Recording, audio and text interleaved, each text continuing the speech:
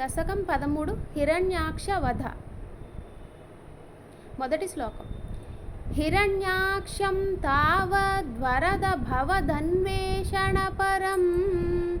హిరణ్యాక్షం తావద్వరద భవదన్వేషణపరం చరంతం సాంబర్తే పయసి నిజజంఘా పరిమితే చరంతం సాంబర్తే పయసి నిజజంఘా పరిమితే భవద్భక్తో గత్వా కపటపటుధీర్నారదమునిః భవద్భక్తో గత్వా కపటపటుధీర్నారదమునిః శనైరూచే నందన్ తనుజమపి నిందం స్తవ బలం శనైరూచే నందన్ తనుజమపి నిందం స్తవ బలం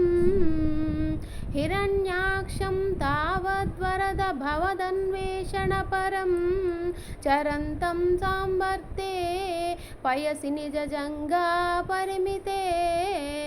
భవద్భక్తో గత్వా కపటపటుధీర్నారదమునిః శనైరూచే నందన్ ధనుజమపి నిందం స్తవ బలం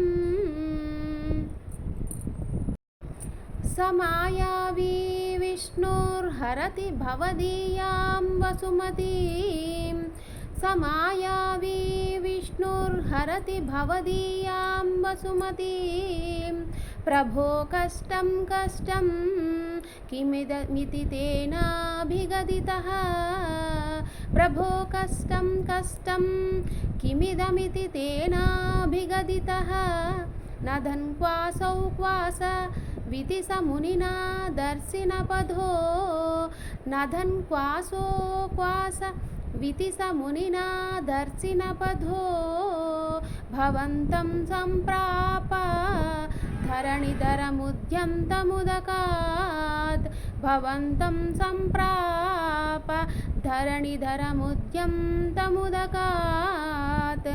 సమాయావీ విష్ణుర్హరతి భవదీయాం వసుమతీం ప్రభో కష్టం కష్టం కిమితమిది తేనాభిగదితః నదన్ క్వాసౌ క్వాసవితి స మునినా దర్శినపదో భవంతం సంప్రాప ధరణిధరముద్యంతముదకాత్ అహో ఆరణ్యోయం మృగ ఇతి హసంతం బహుతరైః అహో ఆరణ్యోయం మృగ ఇతి హసంతం బహుతరైః దురుక్తైర్విద్యంతం దితిసుతమవజ్ఞాయ భగవన్ దురుక్తైర్విద్యంతం దితిసుతమవజ్ఞాయ భగవన్ మహీం దృష్ట్వా దష్ట్రా శిరసి చకితాం స్వేన మహసా మహీం దృష్ట్వా దష్ట్రా శిరసి చకితాం స్వేన మహసా పయోధావాధాయ ప్రసభముదయుక్తాం మృధవిదౌ పయోధావాధాయ ప్రసభముదయుక్తాం మృధవిదౌ అహో ఆరణ్యోయం మృగ ఇతి హసంతం బహుతరైః దురుక్తైర్విద్యంతం దితిసుతమవజ్ఞాయ భగవన్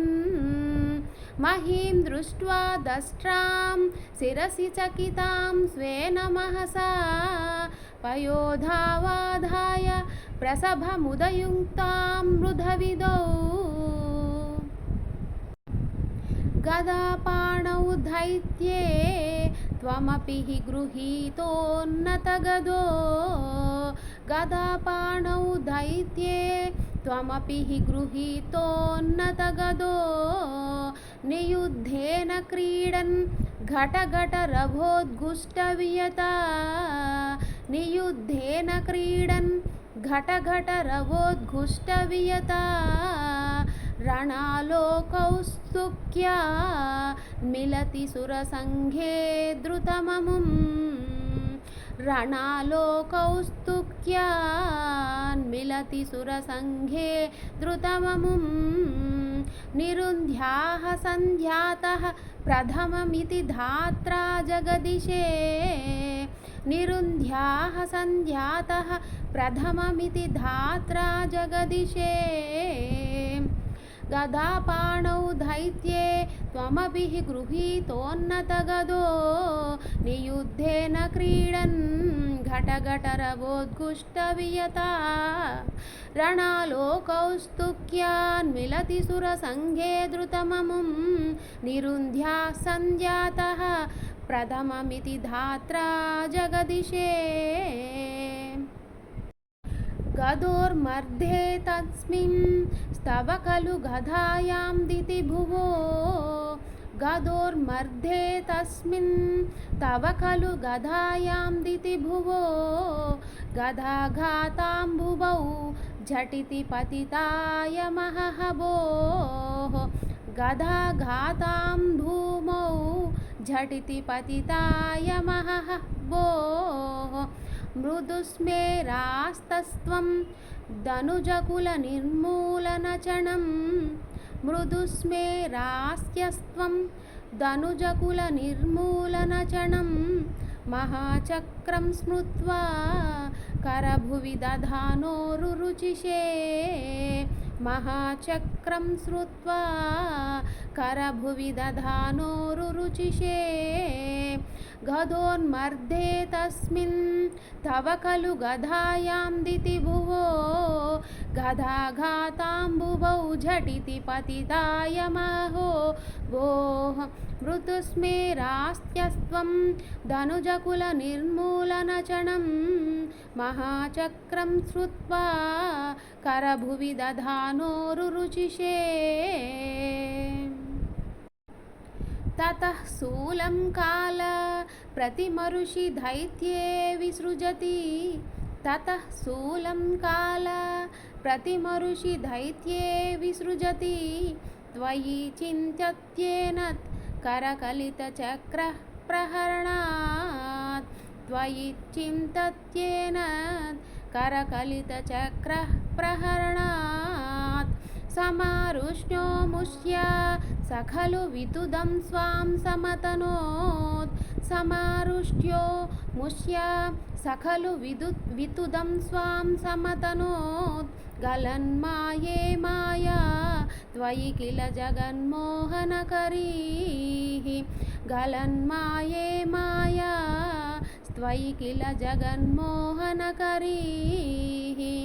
ततः शूलं कालप्रतिमरुषि दैत्ये विसृजति त्वयि चिन्तत्येन करकलितचक्रः प्रहरणात् समारुष्टो मुष्ट्या स खलु विदुदं स्वां समतनोत् गलन्माये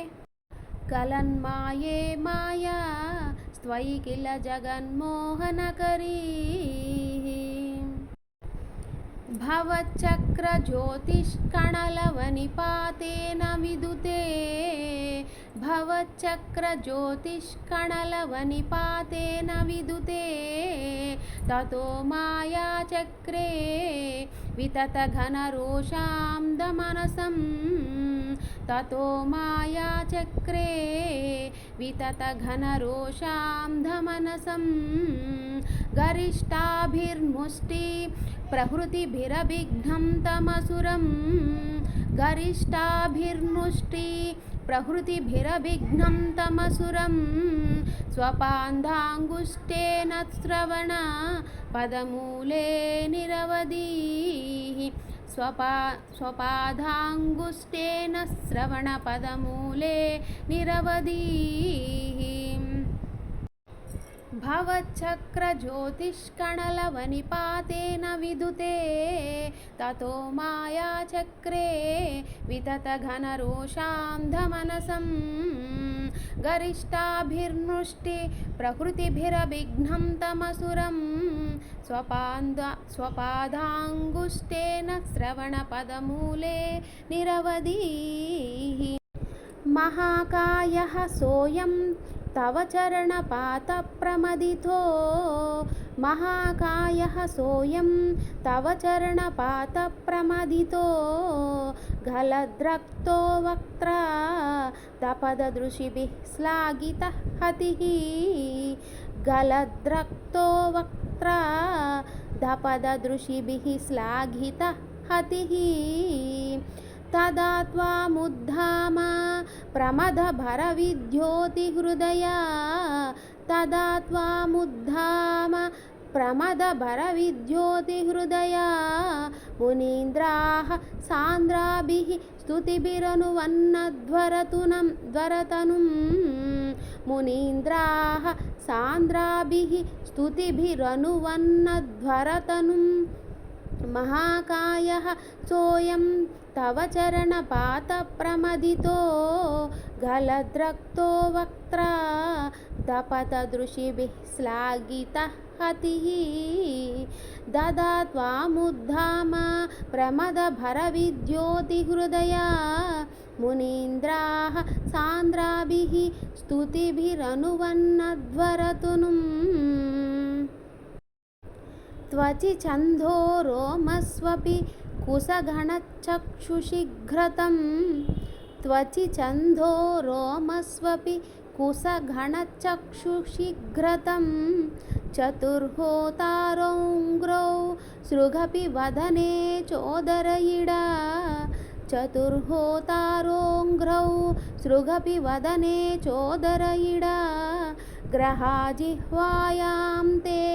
परपुरुषकर्णे च चमसा ग्रहाजिह्वायां ते परपुरुषकर्णे च चमसा विभो सोमो वीर्यं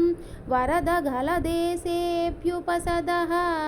विभो सोमो वीर्यं वरदगलदेशेऽप्युपसदः त्वचि छन्दो रोमस्वपि कुसघनचक्षुषीघ्रतं चतुर्होतारोऽङ्घ्रौ सृगपि वदने चोदरयिडा ग्रहाजिह्वायां ते परपुरुषकर्णे च चमसा विभो सोमो वीर्यं वरदगलदेशेऽप्युपसदः मुनीन्द्रैरित्यादि स्तवनमुखरैर्मोदितमना मुनीन्द्रैरित्यादि स्तवनमुखरैर्मोदितमना महीयस्या मूर्त्या विमलतरकीर्त्या च विलसन् महीयस्या मूर्त्या विमलतरकीर्त्या च विलसन् स्वदिष्ट्यं सम्प्राप्तः सुखरसविहारी मधुरिपो स्वदिष्ट्यं सम्प्राप्तः सुखरसविहारी मधुरिपो निरुन्ध्यारोगं मे सकलमपि वातालयपते निरुन्ध्यारोगं मे सकलमपि वातालयपते मुनीन्द्रैरित्यादि स्तवनमुखरैर्मोदितमना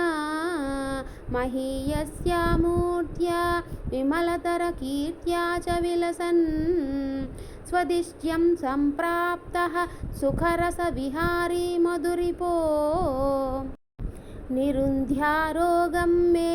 सकलमपि वातालयपते। जय श्रीमन्नारायण। इति त्रयोदश दशकं समाप्तः। जय श्रीमन्नारायण।